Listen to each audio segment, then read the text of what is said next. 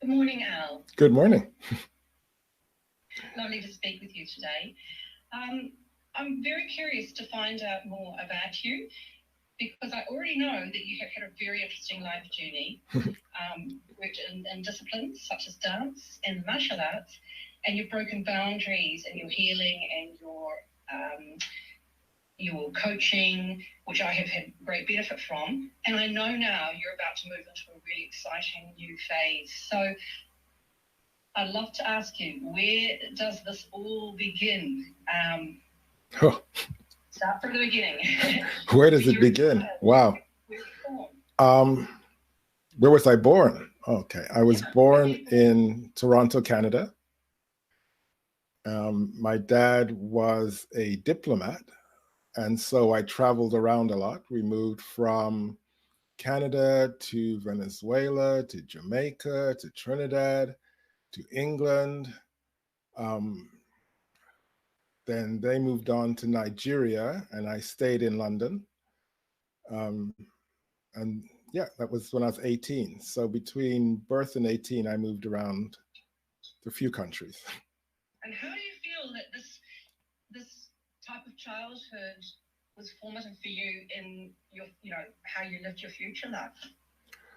Looking back now, it was really formative because one of the big things that we try to do in this awakening journey is to let go of what is true, what is real, to accept everything that comes our way. And growing up in an ever changing environment, I think I learned from age dot that everything changes. My friends changed, my home changed, school changed. Everywhere had a different way of being, different way of doing things. And so I never had a set way of being. So letting go now, letting go of what is almost second nature to me. Mm. So I'm very thankful for that. Well, I'm thankful too because you've been helping me do exactly the same thing, which feels like exactly what needs to happen at this point in our life here on this in this realm. Um, and I do relate really well to what you're saying. So that's fantastic. And I know you had one particularly formative experience which must have contributed to that, which you told me about briefly, which was when you were living somewhere and there was a massive earthquake. I mean, that was a terrifying experience to go through where everything you would have expected to have been normal was exactly not. Do you want to touch on that, or is that not? Yes, I can. I was, I think, about 7 years old, 7, 8 years old. We were living in Venezuela at the time. And there was, as you say, a massive earthquake. The apartment building next to us disappeared into the ground. The one a few blocks over fell over, completely tumbled down. The apartment building, we were in twin buildings. And when we came out, the building next to us had no front door. And in fact, the third floor was actually at ground level. We managed to get out of our building, but I don't remember this that well. But as the story goes, my mom had to jump down half a flight of stairs or something like that because the stairs had crumbled. And then I had to jump into her arms and my little brother as well. Um, so, yeah, it was quite traumatic as a child. And I had some stress after that. I had some problems after that, but got through it over the years. And I imagine working through something as formative that at the age of 7, which is in fact a very, very formative age, would have actually contributed to your ability to cope with and face changes and accept and roll with it, knowing that in fact your own reality is within your inner being. Well, I think yes, Your own coming through reality, that, yeah. it took a few years. It took a good few years to work through that, especially as a child. I didn't really know what was going on. I Yeah. would say I probably didn't work through it till my late teens when I was able Yeah. to to really look back and see why I was feeling as I was. Maybe to be honest, probably in my early 20s, really. So the next 7 is to 21. Show me a child at 7 and I'll show you the adult. Then 7 to 21 is a formative. Yeah. Interesting. Just the 7 sevens. To me, it just struck me that's kind of interesting. Really. Yes, it was about that time when I got into. When you were 28, you can touch on that if you want. Well, at 21, I went through school and I was very much into the sciences. And I was enrolled to go to the University of London to study biochemistry. And over that summer, I did a 180-degree turn and went into the arts instead and became a dancer. So that was at 21, or maybe between 19, 20, 21, I'm not quite sure. And so after a decade of dance. You excelled at that too, didn't you? I did quite well, yeah.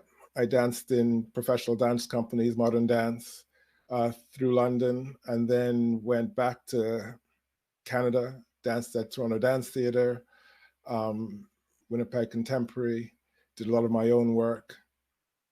Until the age of 30. And were you practicing your martial arts through this time as well, Algernon? No, martial arts came after that. So I'm pretty well, after that came massage therapy. I actually started massage the first term that I started dance. The massage therapist for the company, London Contemporary Dancers, he did a workshop for the new students to drum business for himself. But I fell in love with massage from that moment. And I became that person that everyone came to have their legs rubbed, their back rubbed.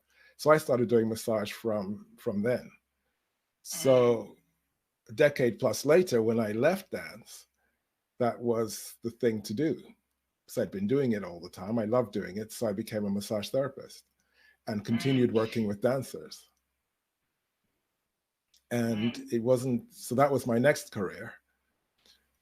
So yeah, I did very well during that school, went on to teach there for a while. In fact, I was the first student to teach right after leaving school. There's usually a gap of 1 or 2 years before they ask a student to come back, but I started teaching straight away. Now, having experienced actually years of massage with you, and I have to just keep coming back because nothing I have done has held and shifted and changed and met my need in the same way as coming to see you with that massage. I'm curious to know the healing ability which comes through so clearly in your massage work. Was that there present in the beginning, or did that begin at some other point in time? Well, it's hard to say, really. I've always, right from the very beginning, I remember having a debate with another student about whether massage was pure science or whether there was magic to it. And I was strongly in the belief that there was an element of magic to touch and the energy exchange, which he believed there wasn't. It was all the physiology of what we were doing. So in that respect, it was there from the beginning. But as I continued to study, I just became a sponge. Right after massage school, I went on to do craniosacral therapy. I did orthobionomy. I then went on to do Reiki. I became a Reiki master. I studied the constellation. I studied the reconnective healing and the reconnection. So I kept adding tools to my toolbox. And so what you've experienced is all of that put together. Because some people like to keep them separate, and you come to do this or you come to do that. For me, I always liked allowing whatever the person called for. So as you've experienced, I might be doing deep tissue one moment, and then the next moment I might be right off your body doing some energy work because the body's had enough and it's asking for something different. So that's how always it struck worked. me that you are so incredibly in tune. I walk away every single time from the experience with an inner calm and an amazing, I'm very uplifted from those experiences, and they stay, you know, often for quite some time. So yeah, I feel that, and I think that that wonderful mixture of, or like you said, the disciplines coming through. It's very evident as a person receiving that there's you and the person, and then also something more. You feel it. Well, There's that's good. something else that's coming through there with that work. It's good to know. The next thing in line for me was the coaching. Yeah. After I'd done all the physical and energy work, then I became a life coach. Mm-hmm. And that's when this whole new chapter started. Because I didn't only have people on the table, but then we started talking more.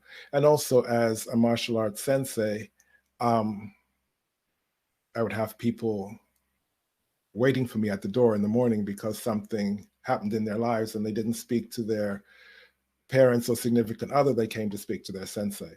So I had been doing that for a long time anyway. Right. And then sensei is kind of a coaching and healing role as well, with the discipline being really in a experience for people who are practicing. well, yeah, in the martial arts, it depends on how you see it. But for us, the martial arts is the do, the way of life. So it's not just the kicking and the punching and that kind of discipline, but it's also how you live your life. Can you live your life in the martial arts way?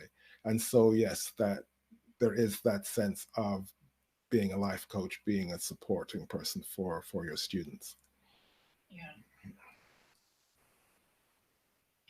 Right. Well, that leads me actually to asking about where your place is here in this world at this moment, and how you see, well, a lot of people being caught into a dimension which is making, creating stress and conflict, and yet you seem to be able to keep this amazing equilibrium, and you've helped me with that as well through your coaching.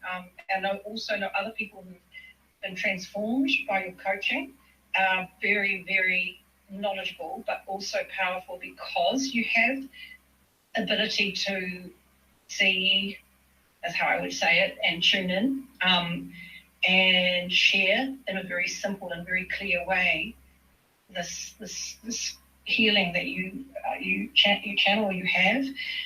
So I'm wondering, in this particular time, you are seeing around us a lot of people struggling, not coping, and being caught into a very material world that is full of fear. But you don't seem to have fear.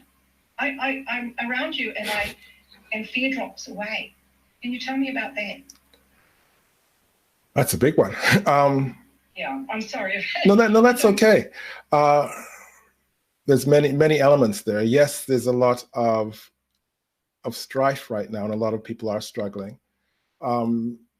That's because the world is awakening and the energy is shifting. We won't go into that right now, but as the energy shifts in the world, everything that is not truly you needs to shift, needs to move.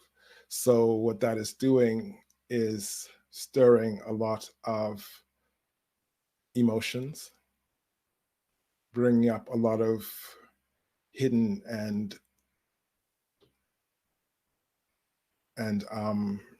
things that we've tucked away and we haven't wanted to deal with. They're coming up to be seen and to be released.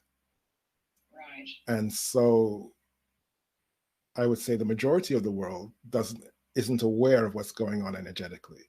In fact, the majority of the world don't believe in an energetic realm. And so this is happening anyway, and they are just struggling to cope.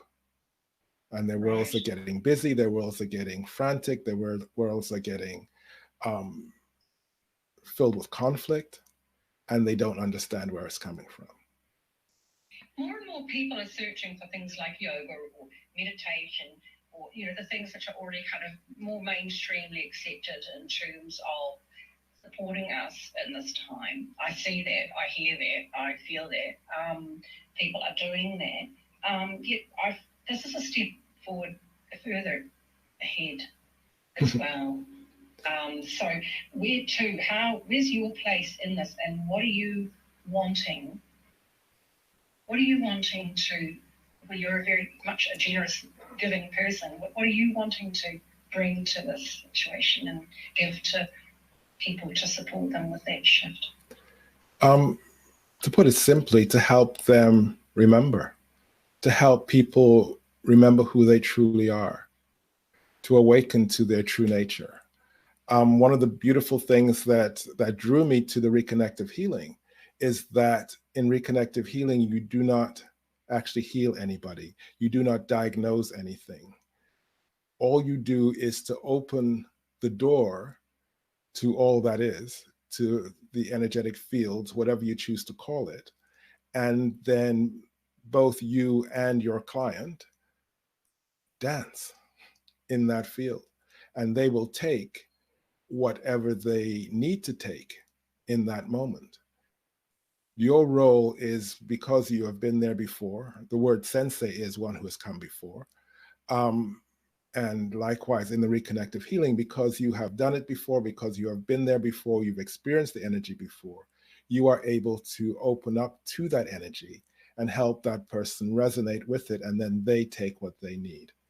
And that's what I try to bring to my coaching and my teaching as well. Well, I would take the word tried out, Algernon, because from personal experience and actually from several people I know in our community, is exactly what you're doing. Glad to hear that. But yeah, we're always trying, we're always moving forward. Sorry to interrupt. I'm just saying that we're always trying, because we're always moving forward. There's always more. We're all growing, we're all remembering who we truly are. None of us are there yet. Yeah, and so, it's exciting, isn't it? It is exciting. It is exciting. Very exciting. Well, I feel like I've had those questions which were burning in me answered. I'm sure I'll think of a few more. But is there anything else you'd like to share before we conclude our conversation? Not really. You already, earlier on in the course, you've heard about how the 7 simple shifts came about, and yes, of course. And no, yeah, I want to hear that again. Can you remind me? Well, the 7 simple shifts came, I would say, well, I'm just going to let my dog in. The 7 simple shifts came, I would say, over 20 years ago now. It's been a while. When you mentioned writing your book. Yeah, that was 10 years ago. I wrote the book. But it was before that, but it was about 20 years ago that I started remembering my dreams. And I'm a person who, I don't usually remember dreams. So remembering my dreams was a big thing. And in my dream, I was in this amazing class and I was learning esoteric truths, and it was amazing. I'd wake up in the morning and be wowed, and I tried to remember and write things down, but of course it was never as amazing as it was in the dream. It never is. And as time went on, I realized that I was actually teaching the class. And that blew my mind. At that point, 20 years ago, I hadn't been coaching for that long. I was a coach, but I hadn't been coaching for that long. So the idea that I was teaching the class was huge. And then especially I tried to write things down. I'd go to sleep with the pen and paper by my side, wake up and I try to write things down. And when I read it back, it was half of what I dreamt. I didn't remember the details of it, but it was never what I dreamt. And then one day, while I was coaching, I just said something, and it dawned on me that what I had just said was actually from a dream. And I realized that I didn't have to remember it, but it would be there when I needed it. And as time went on, I got a statement from the dream. A statement remained. I woke up in the morning and there was this one statement. And it wasn't anything amazing. It was a statement, a truth. Love yourself. Something like that. And that's the essence in the beginning of the 7 shifts. I remember doing the 7 shifts course. Powerful. And first thing. And as time went on, another statement came, and another statement came. And over a course of months, they ended up being 7 statements. They didn't all come at once. It was very gradual. And I had these 7 statements, which again, looking at them, you wouldn't think that much of them. It's nothing new. I'd heard them before. But then again, while I was coaching and in my own life, something would come up and you'd go, oh, that's related to statement number 4. Oh, that's statement number 3. Oh, that's statement number 7. And slowly, over a course of probably 2 years, they morphed into what is now the 7 simple shifts. And what I've come to realize is that on their own, there are 7 statements. But together, when we work them together, they become this overriding platform for change and transformation. They give us... And the sequence is important. When I did this and I integrated it and I've come back again and again to it, and I have your book, these encompass everything. There is nothing that doesn't fit into the 7 shifts. And when I look at it across other things I've explored, my interest in the Buddhist philosophies and psychology, it's all, in fact, if you take out religion out of the religion and go for the essence of the love at the heart of what religion is supposed to be, all of these things, they're all in the 7 shifts. And the sequence of the 7 shifts is now driving my personal growth. And it's so empowering. And once you have embedded those things, they just become a part of you. It's always a journey, and I'm still trying. We all are. Keep moving forward. But I think the 7 shifts have been the most, and I've always explored of moving forward and growing, but they have been the most formative and powerful tool in my kite. Absolutely. Wonderful. So you asked where I'm going. Yes. I've been teaching the 7 simple shifts for many years, and I've seen it help countless clients, hundreds, maybe even touching on 1,000. I don't know, countless clients. But that's one-on-one over many years. So now I'm bringing it. It's taken me some time. I've been wanting to do this for, at least 5 years, if not more. Putting it onto the internet so that I can reach more people, so we can have a community. Things always happen at the perfect time. And I've been patient with it. I haven't worried that it hasn't happened yet. I knew that it would happen, and it's happening now. And so the idea is to build this community where we all are working with the 7 simple shifts. So that anytime you have a problem, anytime you have an issue, you can come to myself or Anne, or just within the community, and we will talk about whatever your issue is in the language of the 7 simple shifts. That is great. It is such a wonderful thing to hear that is now taking off, because I know from my own personal experience what gold it is. What a wealth of I just know that this is something that is going to help so many people, and now is the time. Now is exactly the right time. It is the time. And also to be able to talk to other people doing the same thing. Because so many clients, they come and they're with me and we have this conversation, and they go home and their friends and family don't understand what they're talking about. They have no reference points. When the penny drops, it is the most simple. I suppose why you call it simple 7 shifts. Do you call it 7 simple shifts? Yeah, that's why, because it actually, when the penny drops, it's so it is so achievable, so simple, so to make these shifts. And it makes the difference. Yeah. Yeah. Wow. Thank you so much for taking the time. Thank you. And I look forward to, with eager anticipation, to where to. Well, you'll be one of the first in, one of the first to know. Beautiful. All right. Thank you so much. You have a wonderful day. You too, Claire. Thank you very much. Bye. Bye.